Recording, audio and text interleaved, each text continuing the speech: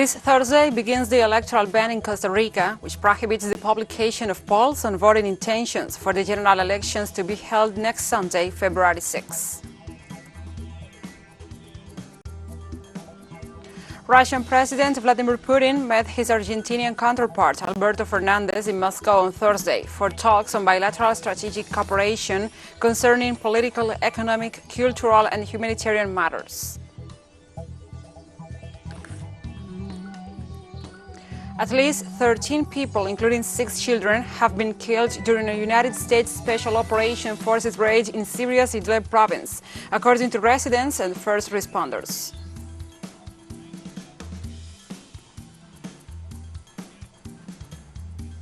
From the headquarters of TeleSUR English in Havana, Cuba, this is From the South. I'm your anchor, Gladys Quesada, and these are the news.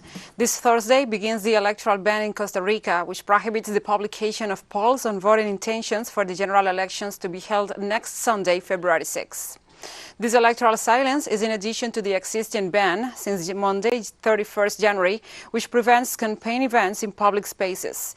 Despite this measure, the electoral law doesn't prohibit the holding of debates between the presidential candidates, which is why this Thursday night a discussion is scheduled to be broadcast between the 6 presidential hopefuls with the highest voting intentions, according to different opinion polls. More than 3.5 million citizens are called to choose the president, 2 vice presidents, and the 57 deputies to the Legislative Assembly, who will serve in the 2022 to 2026 term.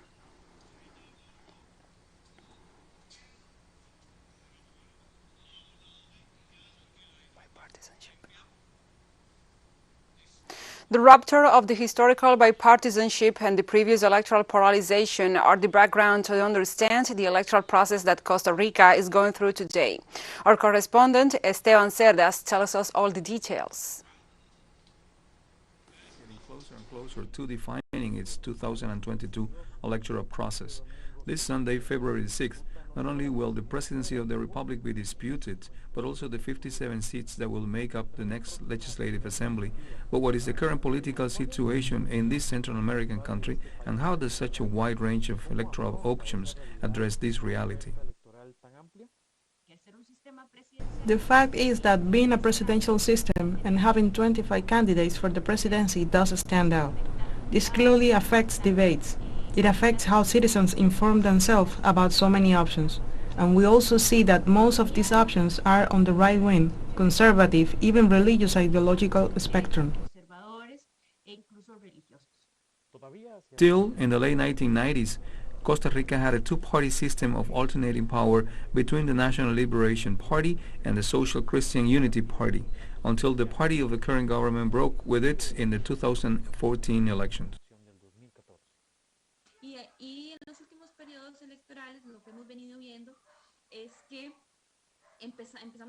And in recent electoral periods, we have seen our patterns of concentration. For example, the third traditional force that we can call Acción Ciudadana has a marked tendency to focus on localize itself, to have more support from what is known as the Great Metropolitan Area, those more urban districts and shires, while in the outskirts what we see are deputies for the traditional parties, with some reserve of this dual party system.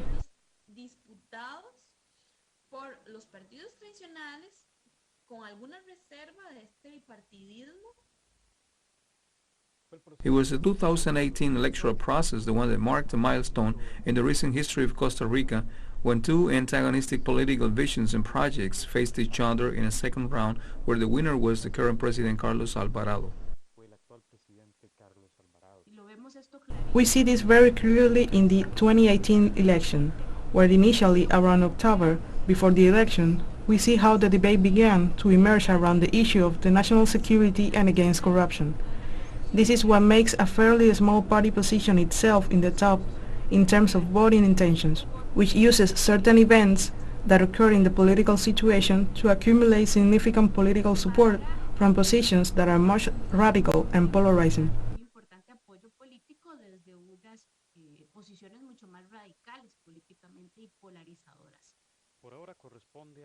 For now, we must wait and see what happens in the final hours before Sunday's election. Only after that will we know how the electorate in the central and peripheral areas of Costa Rica behaved. and whether the inequality of previous years will also be reflected there. Esteban Cerdas, TeleSUR, Costa Rica. Thank you, Esteban, for this report. And now we continue to other topics. Systematic violence continues to claim lives in Colombia. This Wednesday, the murder of 2 social leaders were confirmed. On November 28, 2021, Juan Carlos Nieto had been elected president of the Community Action Board of the village of San Miguel de Guarupay in the municipality of Caullaro, Mera, and on February 1st, he took up his post. On the other hand, Hernán Naranjo Quintero was also leader of the Action Board in Tame, Arauca, and was kidnapped on February 1st. Both bodies were found lifeless this Wednesday. With them were now 17 social leaders assassinated so far in 2022.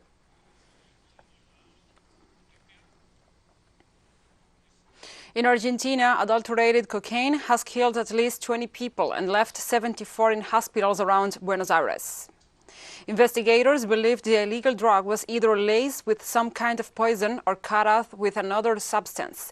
The regional security minister called on any users who had bought cocaine in the past 24 hours to throw it away. Reports suggest the drugs were bought in the same shanty town and 9 arrests have been made. Investigators are awaiting the results of post-mortem examinations to compare drugs seizing rates with those consumed by the victims. Those affected come from Hurlingham, 3 de Febrero, and San Martin districts of the capital region and were taken to 10 different local hospitals.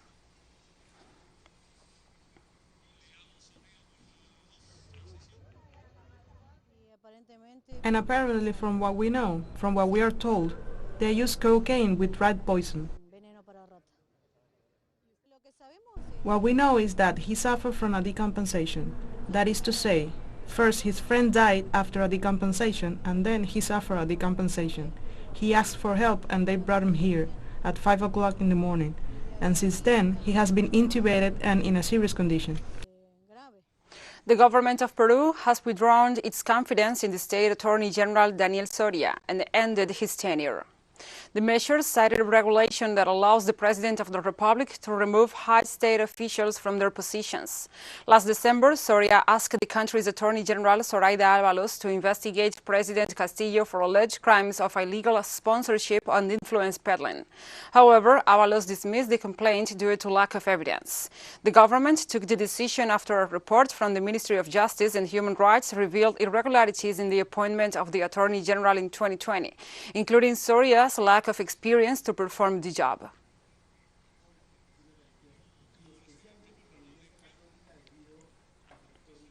Peru's new Council of Ministers approved the declaration of a 45-day state of emergency in Lima and Callao in its first press conference after Héctor Valor's inauguration as Prime Minister. The measure was announced by the Minister of Defense, José Luis Gavidia, in view of the increase in crime in Lima.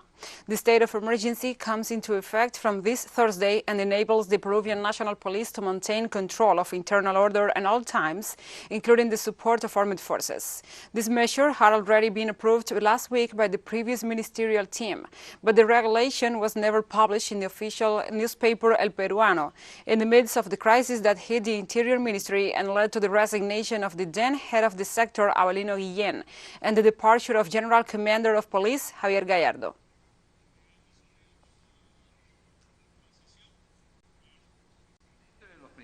Among the main agreements that we have taken today in the Council of Ministers is the declaration of a state of emergency in Lima and Callao for 45 days, and the participation of the armed forces in support of the national police and the participation of local governments to address this scourge of widespread crime throughout the country, but mainly in Lima and Callao. We'll be right back after this very short break, so don't go away.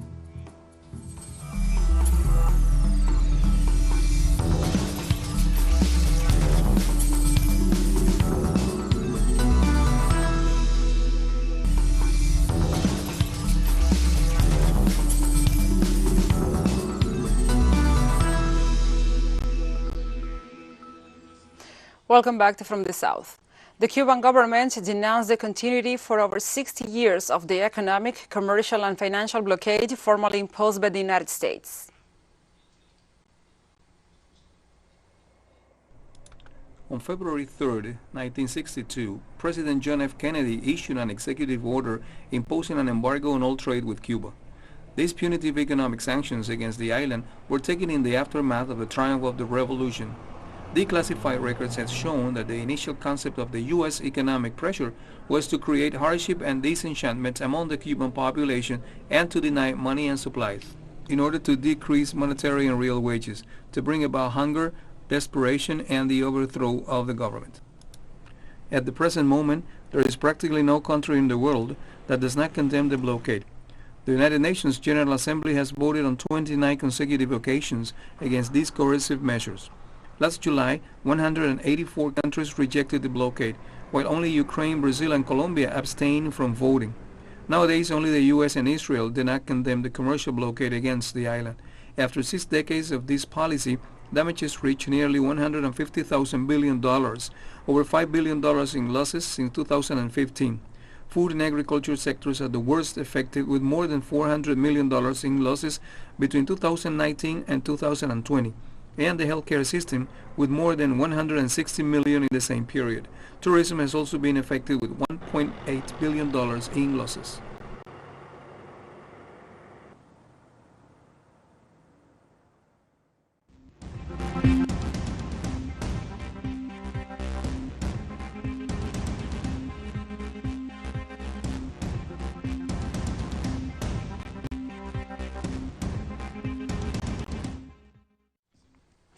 The Barrio 23 de Enero, January 23rd in Caracas, was center stage in the events of February 4th, 1992.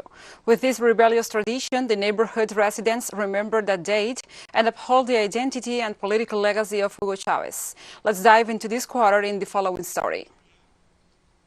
Atop the hills west of Caracas are the traditional image of the barrio known as 23 de Enero. This is an architectural landmark of the 50s. The quarter's residents have been key participants of huge political events like the fight against 1958 dictatorship, the Caracazo of 1998, and the uprising of February 4th, 1992, as well as the resistance post to the coup d'etat of 2002. Today this area is the site of the mountain headquarters known as El Cuartel de la Montaña, where the remains of Comandante Hugo Chavez rest. The residents here remember the events that transpired 30 years ago, those related to the military uprising that put Chavez's name in the eyes of history.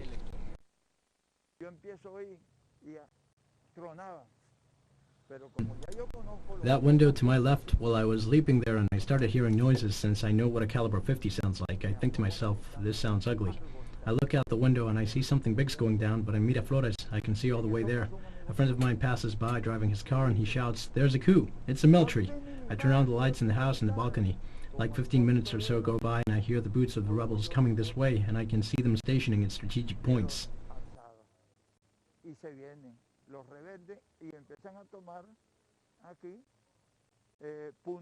The sudden appearance of Chavez in Venezuela's political environment was an absolute game changer.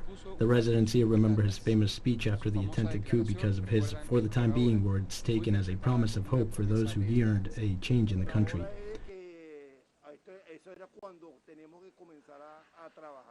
For the time being means we have to start working as we must. We have to be more conscientious, and that the fight is pretty tough. Like he said, this is not a one-day fight. It takes a long time, and we're looking at it.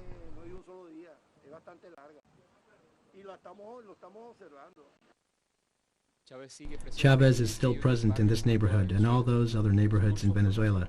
Speeches, political upbringing, social works, and symbols. Thousands today are social and political leaders inspired by his teachings and leftist ideals.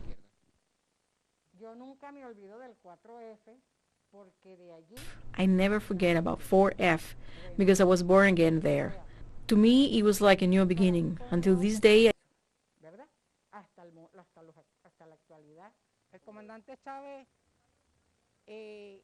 Comandante Chavez turned the country into one big school and university. We all come from that. Those of us fellows who have been in a revolution, we have been educated with Comandante Chavez. After his death, he left a lot of content on video format and in writing, and we are learning from that and growing strong with it, trying to organize our ranks because Chavez's strategy was to organize people who were scattered. It's already been 20 years of the Bolivarian Revolution, a project that for 6 years faces sanctions from the United States seen as aggressions carried out to make people yield and give up on the Chavez project. Those of us who believe in him and follow his legacy will keep working to make this country of ours grow stronger. We will never change. We are going to be here resisting whatever comes, despite the pain I feel whenever he comes to mind. I will use that to keep fighting for my country from inside its borders. El Barrio 23 de Enero continues to reassert Chavez and his political ideals, a history of struggle and resistance. Leonel Retamal, TeleSUR, Caracas, Venezuela. Thank you, Leonel, for this report. And now we move on to other topics. Russian President Vladimir Putin met his Argentinian counterpart, Alberto Fernandez, in Moscow on Thursday for talks on bilateral strategic cooperation concerning political, economic, cultural, and humanitarian matters. Putin has thanked the Argentinian president for the fact that this country was the first in the Western Hemisphere to approve the use of the Russian vaccine, by maintaining that Argentina could become a gateway for Russia's entry into Latin America. In a more decisive way, Fernandez indicated that Buenos Aires is collaborating so that the Sputnik V vaccine reaches Ecuador, Paraguay, Peru, and other places on the continent. Fernandez also said to be convinced that Argentina has to stop being so dependent on the IMF and the US and be more involved with other countries, and that is where it seems to be more Russia will be key.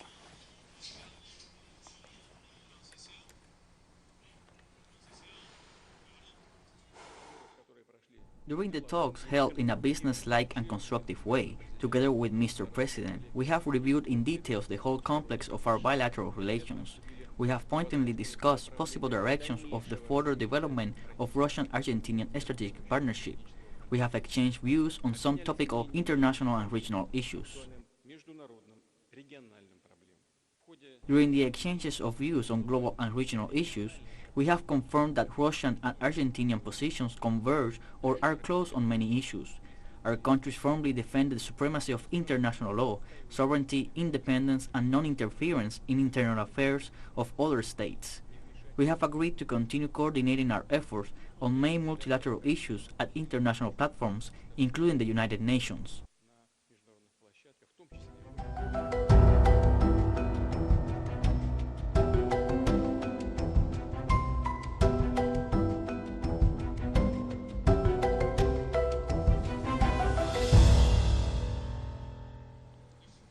Now we address other topics. At least 3 people died due to heavy rains in Haiti, while 2,578 houses were flooded in the north, northwest, and NIPS departments.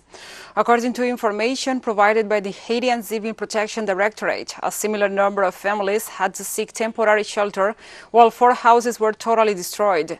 The northern and southern regions of the country were the most affected, including the historic center of Cape Haitian, associated with a frontal system that crossed the Caribbean and put 10 provinces of the neighboring Dominican Republic on alert.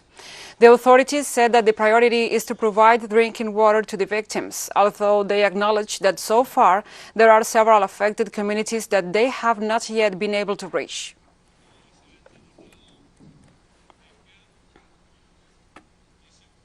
And as part of what seems to be a row of oil spills, an oil tanker exploded near Nigeria coasts.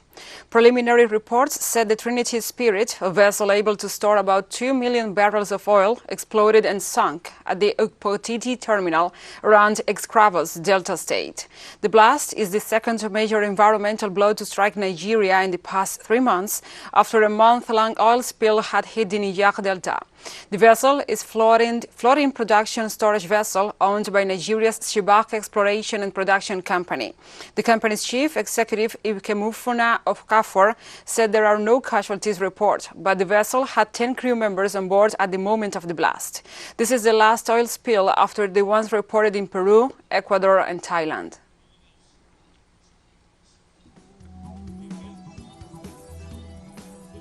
And we have more stories coming up after this final short break, so stay with us.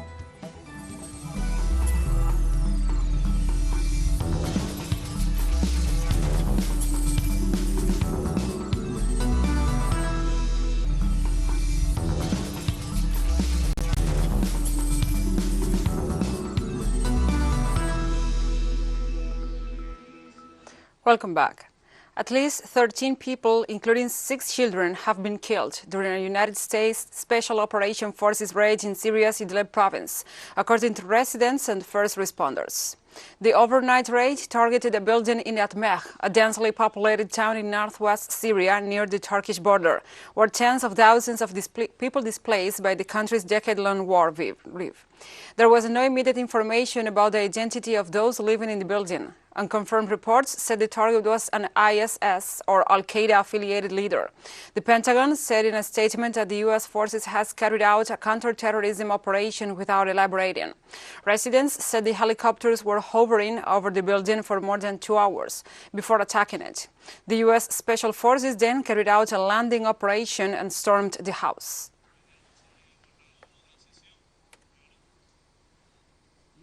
Started around 1 in the morning. First we heard the sound of a helicopter. It lasted for about 45 minutes and then we heard small explosions. Then we heard stronger explosions. The aircraft stayed in the air for about 3 hours. Then we came to the area and we found that they hit the house.